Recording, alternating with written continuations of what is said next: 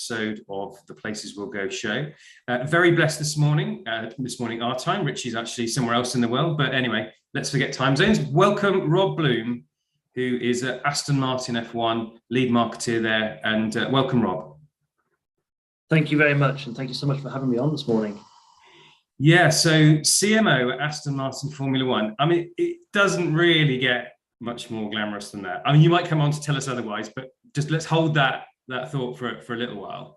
You know, do all the branding and marketing and all that, but a really truly iconic brand in what I know is a fast-paced environment. We've had Ellie Norman on a wee while ago, back in July 21, I think, and she talked to, there is an inherent excitement and adrenaline to the sector.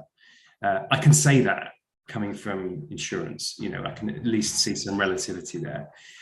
You're about 18 months in, and you've had some great results. So when I was checking back, also seen a massive increase in the global fan base, doubled social audience. And you have some pedigree in Formula One, so you were at McLaren before, so you know your way around.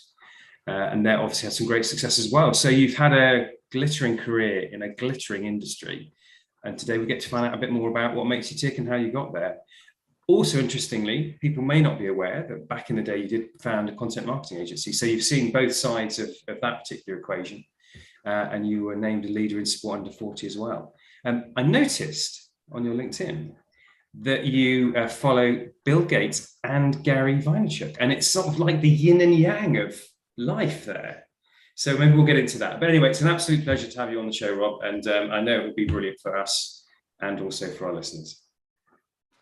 Yeah, thank you. And look, Aston Martin's an iconic brand, as you describe, in Formula One.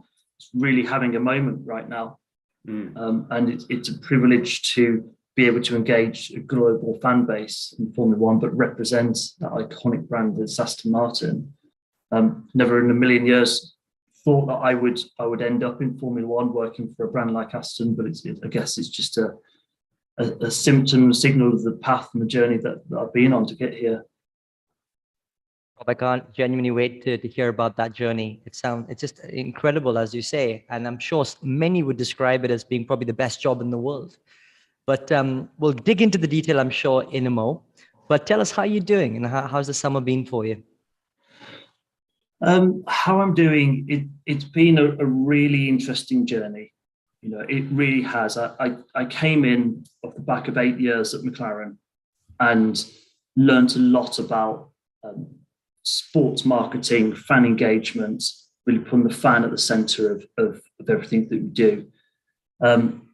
Aston Martin, very different challenge to McLaren.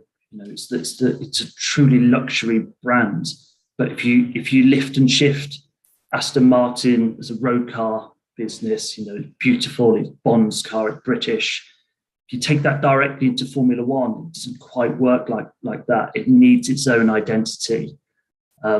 And it needs to be a little bit more inclusive, the most inclusive, exclusive brand in sport. Really interesting positioning, and in some ways, every day we're walking a tightrope between the luxury exclusivity of Aston Martin, but the need to be able to appeal to and bring in fans. There's 800 million Formula One fans there. We want to make sure this brand can relate to those fans.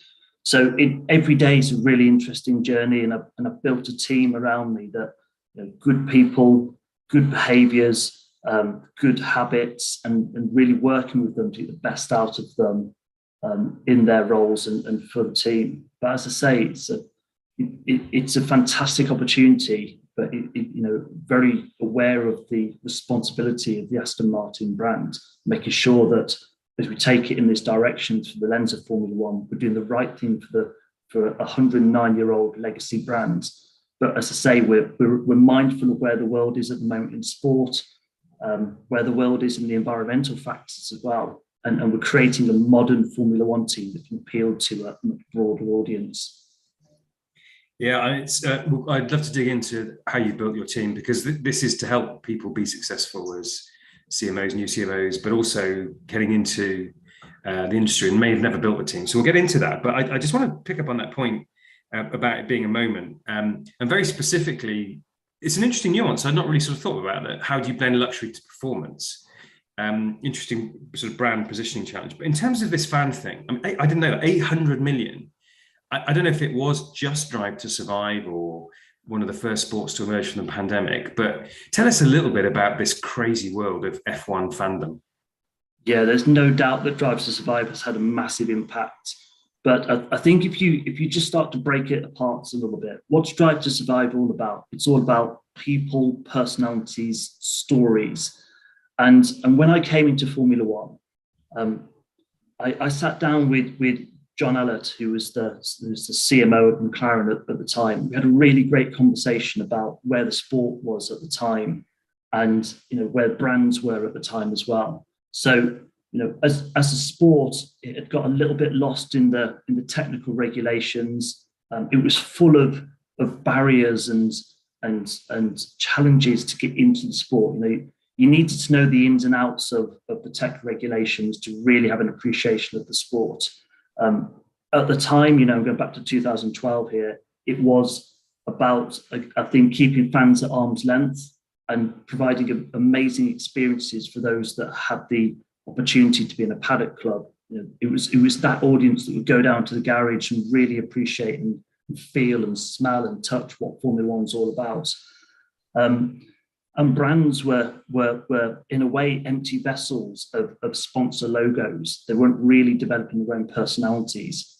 Fandom was very much about drivers as well, more so than teams. And so John and I, you look back at big moments in your career and big conversations, and that coffee I had with John was hugely influential in shaping sort of what I already knew, and then being able to deploy it to say, okay, so what we're going to do is we're going to warm up Formula One teams. We're going to invite fans in. We're going to tell people stories and not be so focused on tech regulations.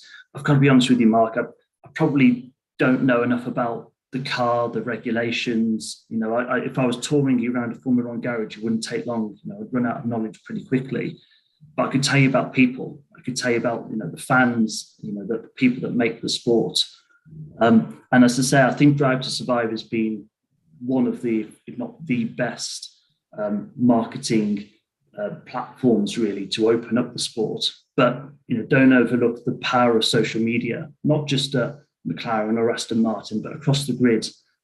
Teams and drivers doing amazing things on social to really tell those people stories and bring the sense of personality. And I'm a sports fan. I love sport. Football was my sport as I was growing up. I'm a Birmingham City fan for my sins. And I've travelled around the country watching Birmingham. I went through a 5 or 6 year period where I barely missed a game home and away. And I love sport. I understand what fandom really means. But what I've learned is the need for sport to love you back.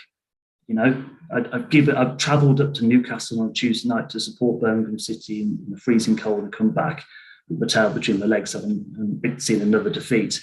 But all I want from Birmingham, or all I want from Aston Martin F1, is a sense of loving me back.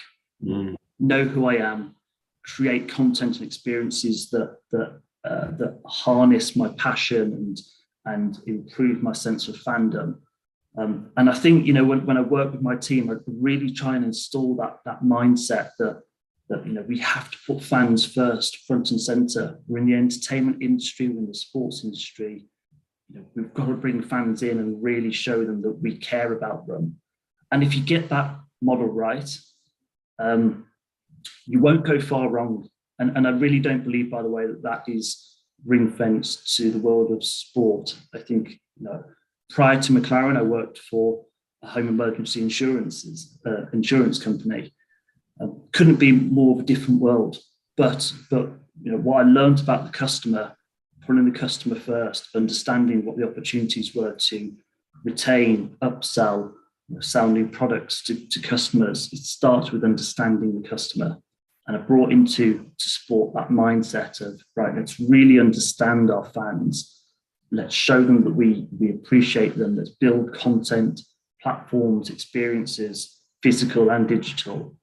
And in return, you get the love, you harness that attention, you get the engagement, You provide an amazing platform to tell sponsor stories, that increases the value of your product and your proposition, and all things start to come together with that very simple approach of just appreciate the fans. And I think, as I say, Formula One has turned that corner.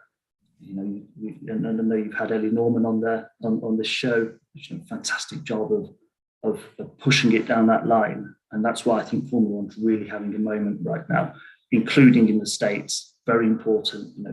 Las Vegas Grand Prix next year, Miami Grand Prix this year, taking the product to the people and really sort of generating that buzz and excitement that exists natively around the sport anyway.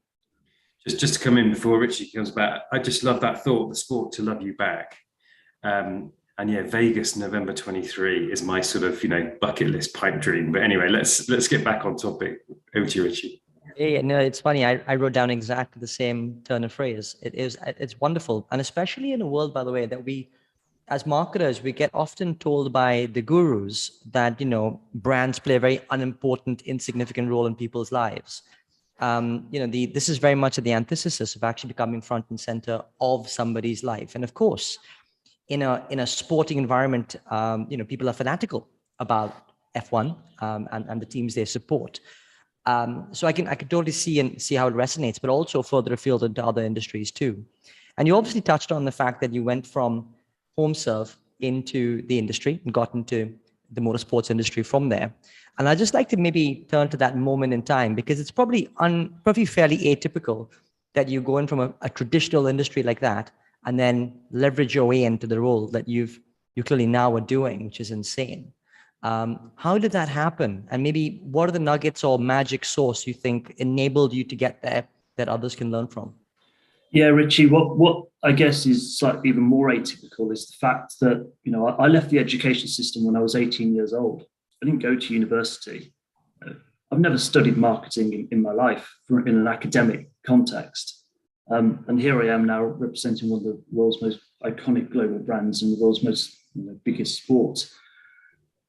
What I've done is shaped a career where I've learned a lot about from different experiences, different people. I'd go back to the start, as I say, I left at 18 and I played professional sport myself. I was a snooker player. So I wanted to explore that passion. I came out with the grades that would have got me into a top university and took a decision to explore my passion and don't regret it for a moment. And I had a few great years and enjoyed what I did. But then decided that I wanted to get into marketing, build a career in that space. Again, never expected or dreamed that I'd work in sport. Wanted to work on content marketing, and Marky touched on the fact that I opened a content marketing agency almost straight off the bat. So I guess I put myself in a difficult situation on day one. I decided that in order to learn about marketing, those hard skills straight off the bat, I would have to go out there and apply myself and put myself in comfortable positions. And I had a friend at the Worcestershire Chamber of Commerce who introduced me to that as a platform. And at 7:30 in the morning, with no qualifications in marketing, no real right in a way to be there, I was turning up and presenting this opportunity as a content marketing agency, that I could work with digital agencies at the explosion of digital, who were going out there selling a service for website development ultimately. And then they were asking manufacturing companies, can you supply us with 4,000 words of website copy? And I thought, well, this is balmy. I had a passion for creating content for storytelling. And I thought there's a gap here. There's a huge gap in the market for what we now call content marketing agencies. At the time, I don't think I realized truly, what the genesis of what I was going into looked like. Built up a network of other content creators, whether it's photographers, or videographers, or copywriters. And we started to get a really interesting thing going on where as I say, we were partnering with web development agencies and going to market with a joint proposition. And from there, again, it was one of those life's moments where you take a view. Is this where I'm going to carry on? Or at the time, I was probably spending too much time running the business. And my passion, which as you can tell, has been a big driver of what I do. I have to listen to what's important to me. My passion was for storytelling, not perhaps at that time running the business.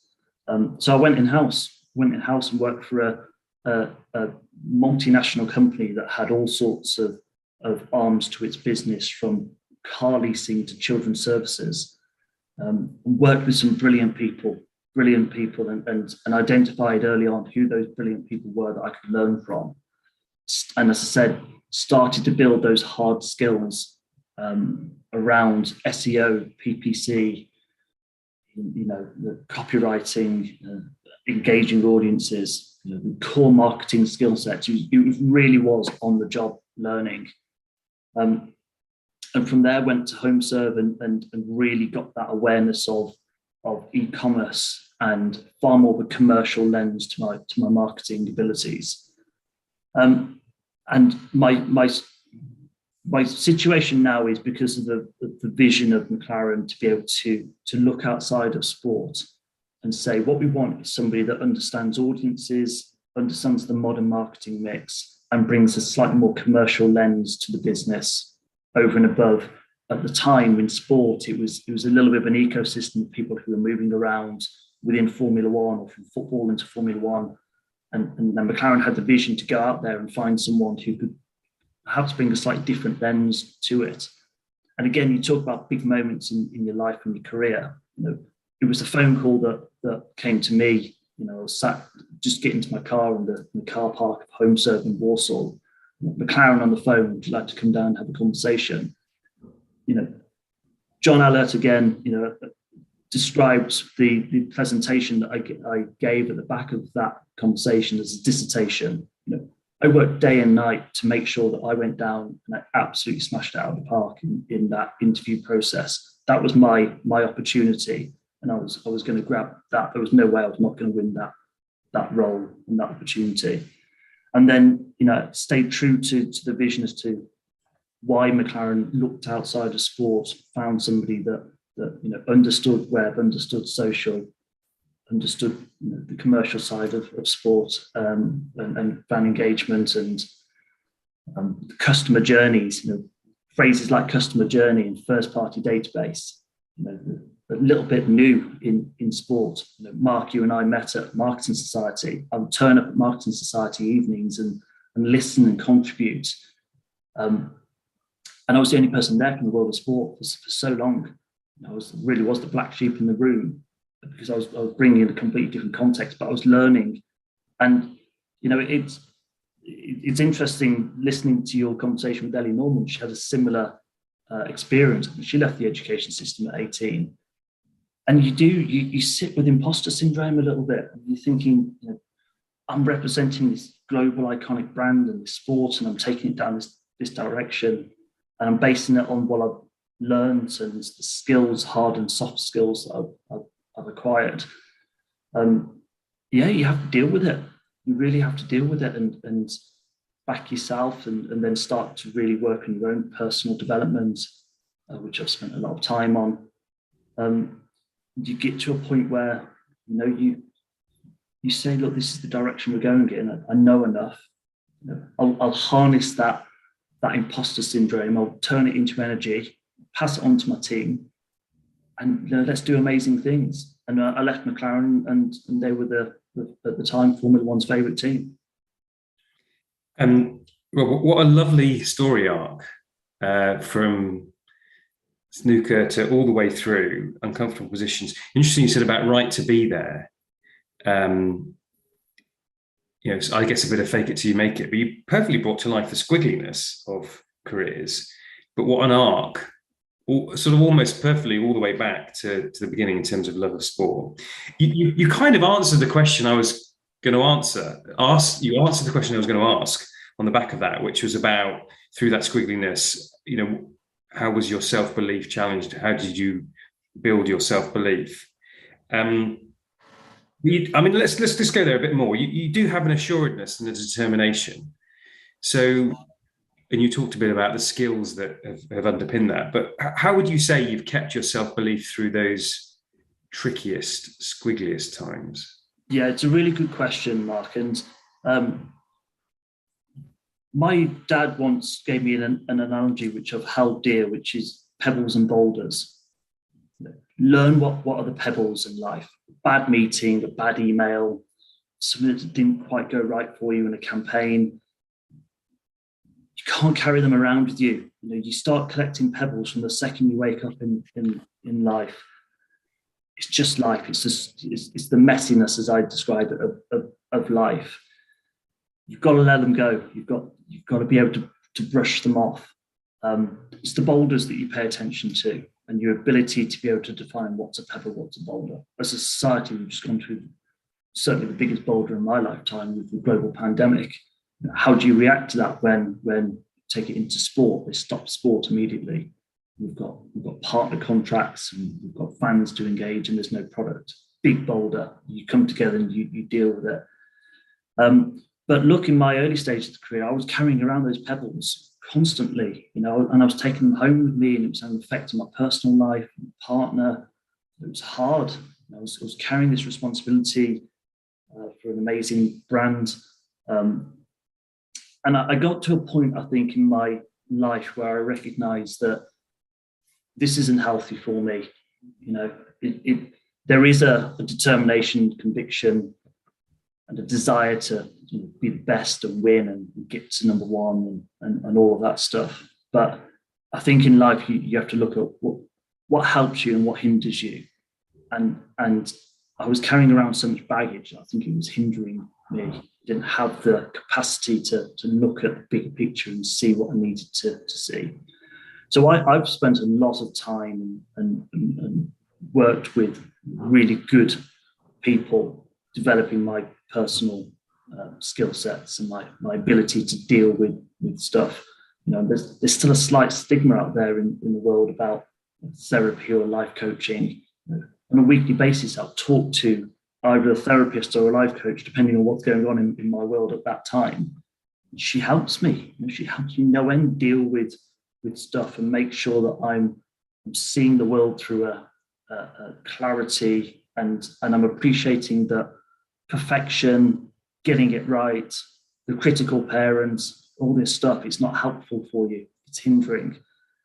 And so I think what I've been able to do over the last few years in particular is take that determination, take the knowledge, take the hard skills that help me build things, but really work on the soft skills, really work on, how do I understand me as a human being? How does that help me understand my team and connect with my team and coach and develop my team on a human basis? And how does it help me understand the audience as well? And I think, as I say, it's sometimes overlooked. We get fixated on programmatic marketing or out-of-home campaigns or KPIs and board meetings. Perhaps we've gone through a hell of a time over the last 2 or 3 years as a society. People become far more aware on a human basis, and I think it starts with really understanding yourself. Rob, I don't know if you've picked this up, but across the narrative, as you describe, one word really keeps springing back up, and that is understand, and to understand and keep understanding. And it feels that it's very central to your philosophy.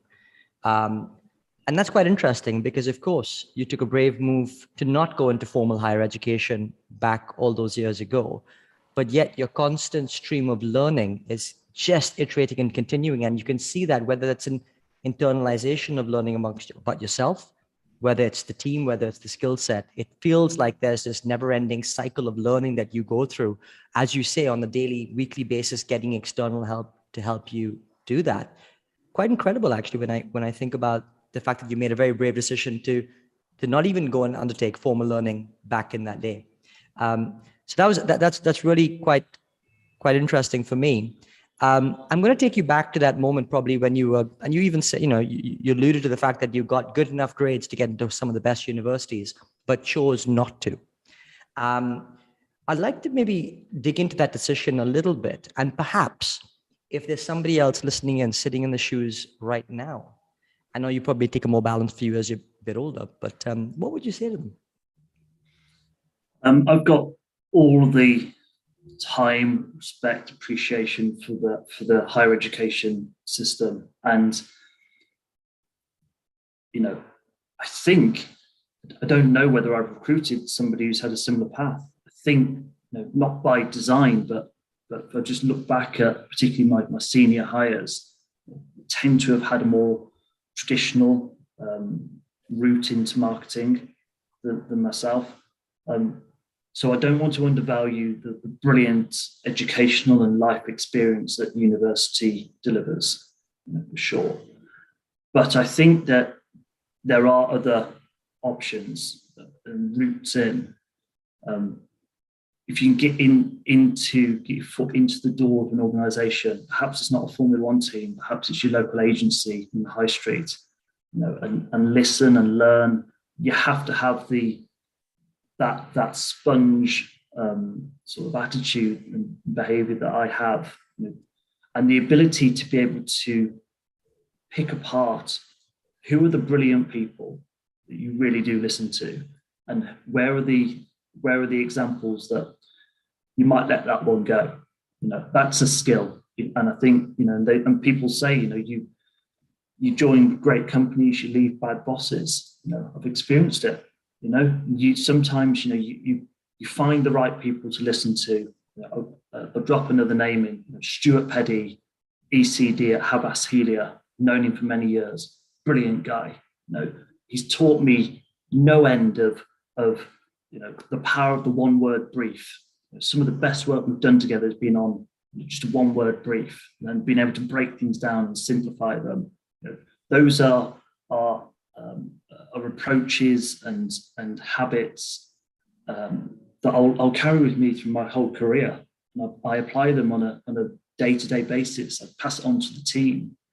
Can you break down what you're trying to do? Can you provide the elevator pitch? Can you really simplify what we're trying to achieve here at Aston Martin F1 down to a one word or one line? If you can't, perhaps you need to go away and crystallize the thinking a little bit more. And that's come from seeing all sorts of agencies, how they operate. But in Stuart Peddy, I see someone who I rate as one of the best people in the industry, and really looking at how he approaches his work and his philosophy and learning from that. I don't know whether I would have picked that up from university, So I think my message is you pick up those hard skills and those life skills from university, whether you go into the university system or not. But then I think you've got to take away the viewpoint of, even if you come out with that degree and that qualification, you still need to go out and listen, watch, be a sponge. And I think, I took the job as Aston Martin F1 CMO at 37 years old. If we're having this conversation next week, I'm probably going to give you some different answers. And I'm all right with that. I'm aware of that. The amount of sleep that I had last night, a meeting with the CEO yesterday, it's probably shaping how I feel today. And being aware of that, and being conscious to that, and passing that skill on, that's learning about everyday life. And 38 years old now, I'm probably going to have a different viewpoint in a few years for sure about things. But at the moment, it is what it is. I'm happy with where I am, and it is underpinned though by a determination and a drive. I do still pass on not just the softer skills, but the mantra to our team of the discipline, determination of working in Formula One, the responsibility and opportunity that we have. And I think that's what makes a modern leader, by the way, the ability to be able to connect with people on a human basis, but still have the discipline, the drive, to get the best out of people and to help them get the best out of themselves. Love to know what that conversation with the CEO was yesterday, but let's not go into that one. One word brief, very good. You reminded me, a creative pair that I loved working with way back in the day, said, you do know that when we get a brief as a pair of creatives, we take out the scissors, we chop out everything apart from one word or one line, stick that on the wall, obsess about that for a couple of days, and then the magic starts to happen. So for all the puff around briefs, you're spot on. Let's talk a little bit about leadership. Right at the top, you talked about your team, the importance of teams. You just touched into leadership there. What's it like to work for Rob Bloom? I think it's probably quite tough, but I don't know whether you're watching All or Nothing Arsenal at the moment, which is, a lot of people are giving a lot of credit to Mikel Arteta, who I would describe as a modern leader. He can relate to people on a human basis and inspire and galvanize, but he drives them hard. He has ambition at Arsenal as to what he wants to do, and he's getting there. And I would say working for me is probably the same. I want to be able to take that one word brief philosophy and bring it into the team. So help simplify the message, the ambition, the story, and galvanize people behind that objective, and make sure I relentlessly repeat and focus on what are we trying to do here. Aston Martin, we're trying to bring people in to be part of it. Bring your thing, the I am philosophy, help us co-create our story and our journey as we move forward. And that was something that was established on day one, and on a daily basis, we're using that kind of language. So rally a team behind goal, with some clear KPIs and objectives behind it. And then, as is Formula One, it's about incremental gains and constant state of improvement, development. There's a feedback loop that is constant. Every Monday morning, we start off our team meeting 8:30 in the morning, and we're talking about the Grand Prix weekend that's just gone by. What do we do? What do we do differently? What do we learn? And by the way, I want the team there at 8:30 and ready to go, ready to learn, ready to engage. They're walking at 8:35. I think in Formula One, you learn if you're walking at 8:35, your 2.4 second pit stop might be 2.5 seconds. And it translates into marketing, that piece of content that goes out there that isn't really framed correctly on Instagram, or the lighting's not quite right on the television, or the out of home isn't quite positioned right in the context of 5,000 people walking past it at one time. Those are softer skills that I believe truly impact the output. And so I say to the team that I don't want a poor work-life balance. I'm not asking 15-hour days. I've heard recent conversations where it's all about, are you working hard enough? I demand hard work. No, I just demand that you're present, that you're engaged, that you share my appetite, that you listen to that simple ambition, and that we collectively, we get excited, we wake up, we're motivated, and we're taking the team on a journey. And it's incredibly rewarding, particularly given that the immediacy of feedback online now. You create a piece of content that goes out there, you see the fans not just engaging, but thanking the team. Thank you for giving us that level of insight or that level of access. It's amazing being an Aston Martin F1 fan. And then it becomes a virtuous circle. You really start to get excited by and empowered by that. But that I'm aware that there's a lot of me that is coming to the table in the way that I shape the team, and I've learned a little bit to recognise that my leadership team cannot just be cookie cutters of me. I have to take a step back and say, look, that's your way. I probably wouldn't have approached it that way, but I respect how you want to go about that. Go and do it. I back you to do it. If it goes wrong, we'll learn from it. It's a pebble. It's probably a pebble. We're just going to brush it off. We're going to learn from it. We're going to take it on to the next thing. And if there's a big issue, I've given you the sign off. I've empowered you to do it. I'll take the back for it. It's not a problem. So, it's the sports mentality, and at times it feels like the locker room of a sports team and you're a marketing team. If I moved outside of sport one day and worked back in a more commercial, retail, consumer brand, I'd probably approach it the same way, because I don't believe that those behaviours are just because we're marketing the Formula One team. I think when we talk about empowerment, simple briefs, galvanizing a team behind a simple message, the confidence to back people and give them confidence to express themselves, the discipline though, and the drive. If you're a fashion brand, you should be looking for me at other fashion brands and saying, how do we beat them? What are the metrics of which we measure ourselves by? What are they doing? Can we do something more creative and innovative ourselves? Because look, everything, we spend a lot of our lives at work. I want people to wake up in the morning and be excited and feel inspired and really go out there and nail it.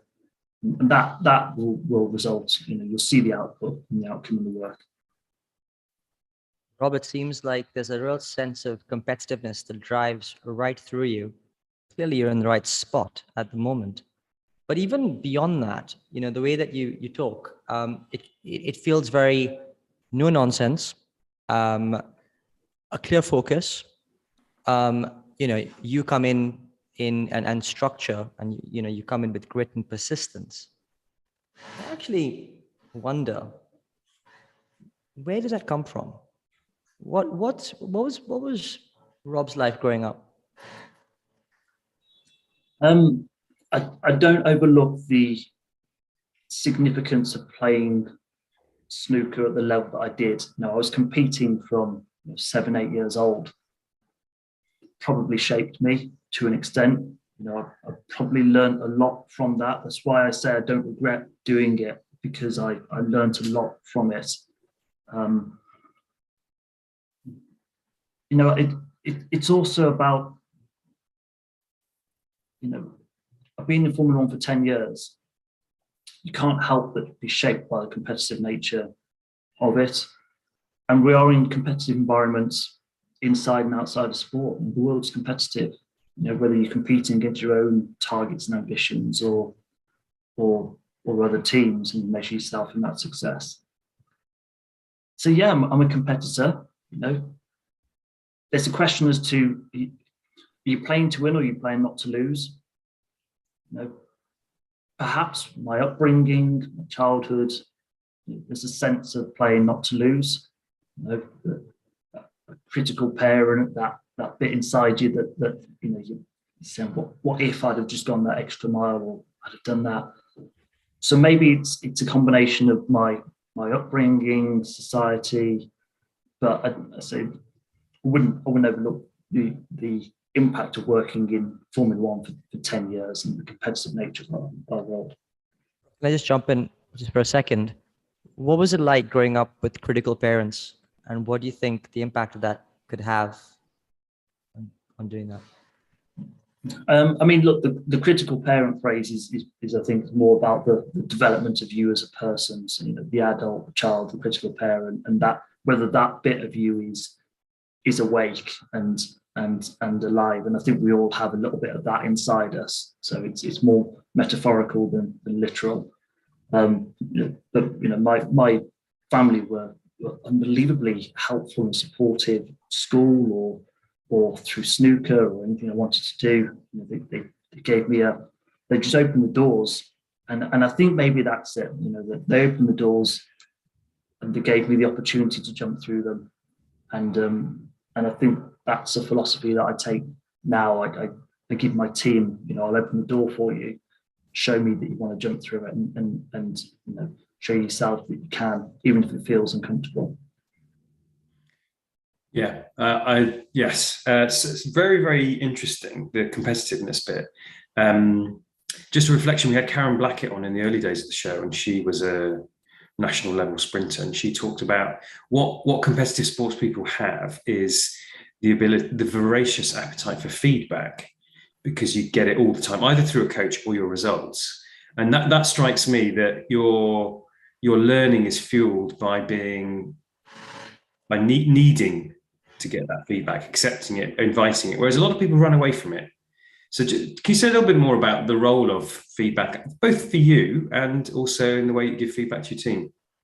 Yeah, I think, don't forget the point at which I entered marketing was the explosion of digital, which gave you an immediacy of results, far more than we had in the marketing world for the previous 15, 20 years.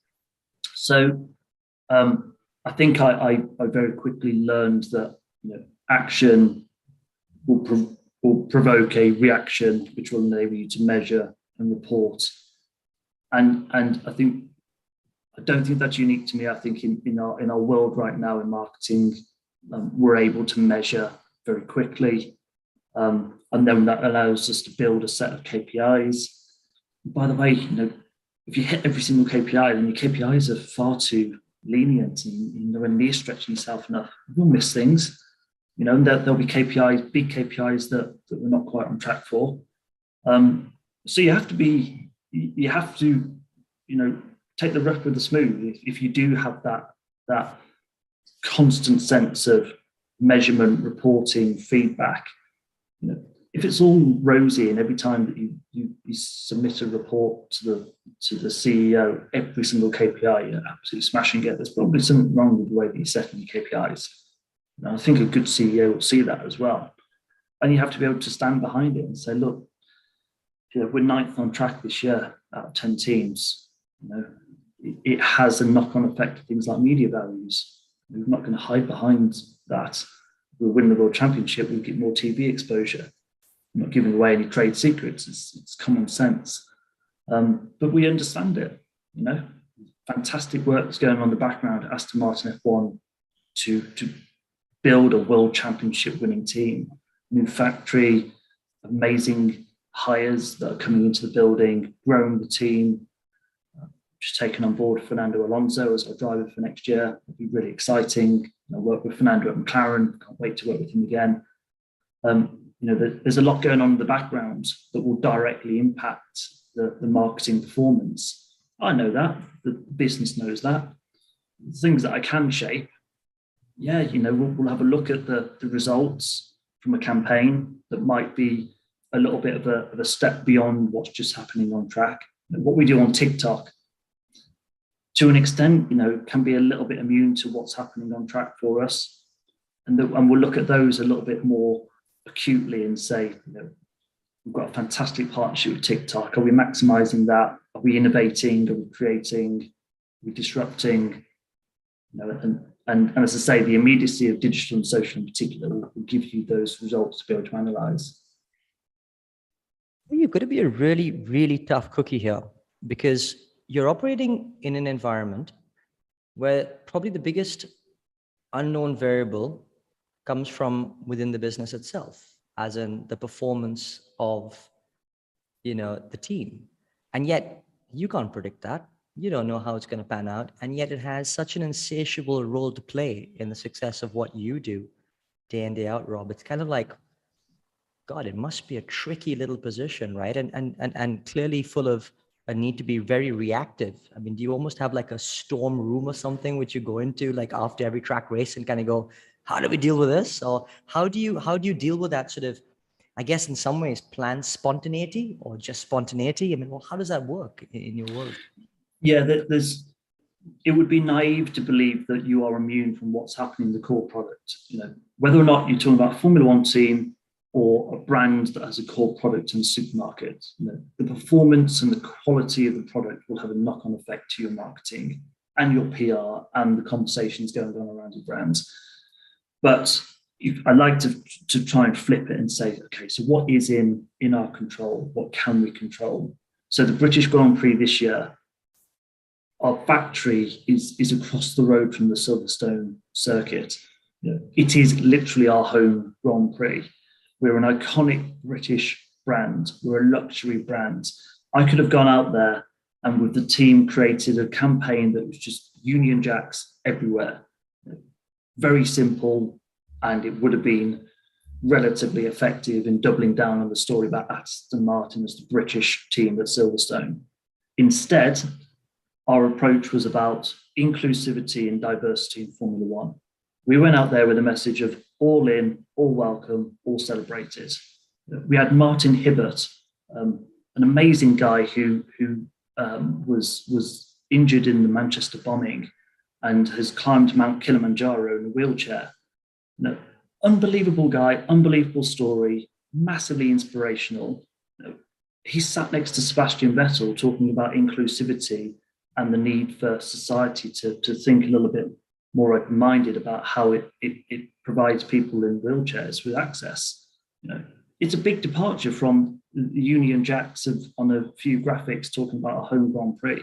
We're creating a narrative, a story, generating a conversation around, can Formula One continue to improve in terms of its inclusivity? Can we as a brand take a bit of a humble approach and say, what can we do more to make sure that we are inviting people in from a fan point of view, from an employee point of view, and driving a D&I agenda around the British Grand Prix? Now that's in our control. What happened on the circuit that weekend doesn't massively impact the power of that story. And if you look at the conversation on Reddit or the reaction to posts around content and that roundtable that I've just described, people are saying, Aston Martin, you're trying to change and disrupt and do the right thing, and we respect you, and you see the passion coming back from the fans. And that's about doing the right thing, but it's about positioning the brand as a modern team, that's progressive, that wants to stand for the right things and do the right things. That's where you get a little bit of immunity with what's happening on the track that weekend. And the fans see it. The fans are worldly enough to see there's a brand there that's trying to do the right things and change the sport for better. Thank you, Rob. A bit of a hairs on the back of the neck moment, that answer, actually. Climbing Mount Kilimanjaro in a wheelchair. Goodness me. The time has shot by, so this is going to be the last question. You're only 38. You've achieved a lot. It might have taken other people a couple more decades to have achieved as much. So you've still got a long way to go. What does the future hold? What do you aspire to in the rest of your career? I think because I've been able to see how I've affected change in Formula One, built now two brands that changing the way that the sport engages fans and brings fans in and gives them a role. Any challenge that I take on for the future, I want to feel that there's a worldly societal change that I can affect. That's what keeps me interesting. I'm in a level of the business where I understand the commercials. I get how the business ticks, but if I could just stay true to that philosophy of audience first, fan first, whether that's in a charity, whether that's in a sports team, whether that's in a retail brand that stands for the right things and wants to do the right things and build a business. As I say, I didn't plan or expect to work in sport, and I don't know whether that's me for my career in sport, but as you picked up in this conversation, I am ambitious. I do have a determination. I do want to see results and affect change. And I love working with people. I love developing teams and watching talent grow. And two of the other Formula One teams on the grid have got people leading their digital and social teams who I recruited McLaren and have since gone elsewhere. And it's great. I love seeing those who've climbed the ladder. They're now doing things their own way. And I like to work with teams, and wherever that takes me moving forward, just to be able to see people grow internally and see fans and customers respond externally. Incredible. I tell you, I had to do a double take when Mark said just 38. I mean, it's just incredible amount of traction you've already covered here, Rob. And I'm sure you only look 38. We're not saying you look like. It's the grey hair, yeah.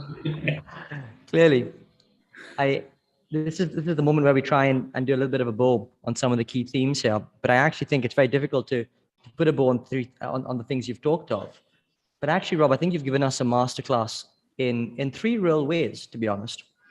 The first thing was very much a marketing centric view of actually how to do killer marketing and create a fan base quite like no other, and leverage on that over time.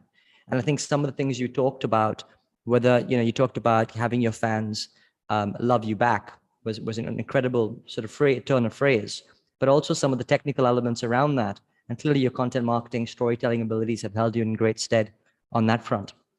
You then took us through a masterclass on perhaps a little bit of life lessons and being tenacious and seeing things through the lens of pebbles and boulders was a lovely way of being able to disseminate the good things or more important things than maybe the inconsequential ones. And it's something that I'm going to take away wholeheartedly. And then the final thing that I think you really gave us a masterclass on was around a sense of team, and the balance between being tough, but genuinely fair, and backing your team to do the right things. And if they don't go wrong, just like in sport, like a good team captain would, you got their backs. And I think that's just really, really cool, the way that you've been able to pull apart so many different types of concepts and areas. And just want to really thank you for your time, Rob. It's been really, really cool. Thank you so much for having me on. I've really enjoyed it. Just a couple more thoughts. So I think, Richie, you caught the key things, but I appreciated that you were a very focused and determined and competitive person, but in a good way with the right end in mind. I also thought you brought to life squiggliness really well. So you've made some decisions that might have been unconventional, but have paid dividends. And then I just love the simplicity, pebbles and boulders, one word brief, really clean thinking, which has not come from, which comes with work and effort, actually. So I think, your fruits are not by luck, but by determination and effort, which is a great lesson to all of us. That old expression, the more I train, the luckier I get. It's at some point it comes down to effort. But no, it's been brilliantly insightful. A decade in Formula One. I'm excited for what comes next. I'm not saying you're done in what you're doing now, but where else could you go and do amazing things? So thank you for your time this morning, Rob. Yeah, thank you, Mark.